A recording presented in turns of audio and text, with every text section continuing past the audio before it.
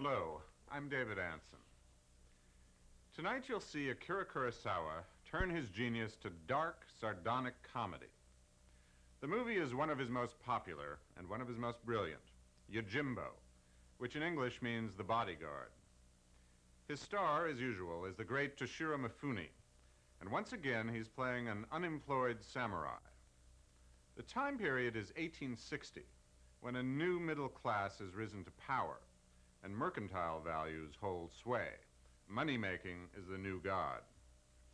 Mifune's samurai is a far cry from the heroic, idealistic warriors of the traditional chambara, or sword fight film.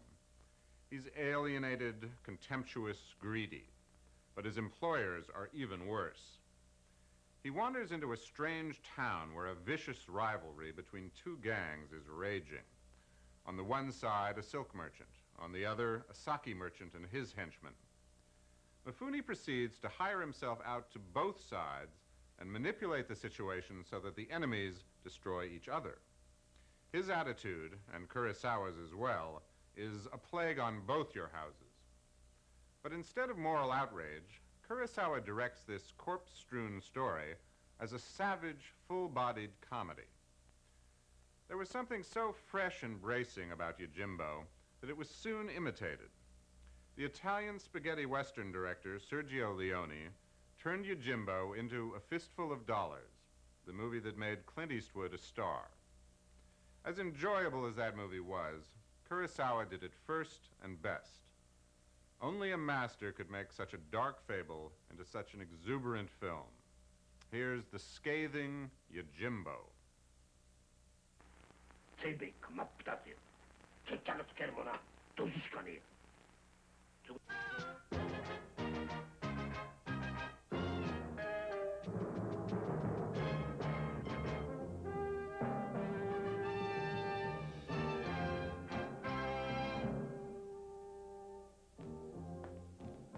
Hello, I'm David Ansen. In Akira Kurosawa's satirical, action-packed film Sanjuro, Toshiro Mifune plays an inspired variation on the character he portrayed in Yojimbo. Some have called Sanjuro a sequel to that film, though the character has a different name. But the similarities are clear. Sanjuro is a wandering, freelance samurai. He's a master with a sword, but he hardly looks or acts like anyone's heroic ideal. Gruff, slovenly, he's usually scratching himself and yawning like a tired old dog reluctantly roused into action. In this brisk and rousing 1962 film, Sanjuro comes to the aid of 10 gung-ho but remarkably foolish young samurai who suspect that the chamberlain of their clan is betraying them. They're dead wrong. The true villain wants them to believe the chamberlain is dishonest, and it takes our hero to set them straight. Sanjuro shows how Mifune teaches this small band of naive warriors to defeat their enemy.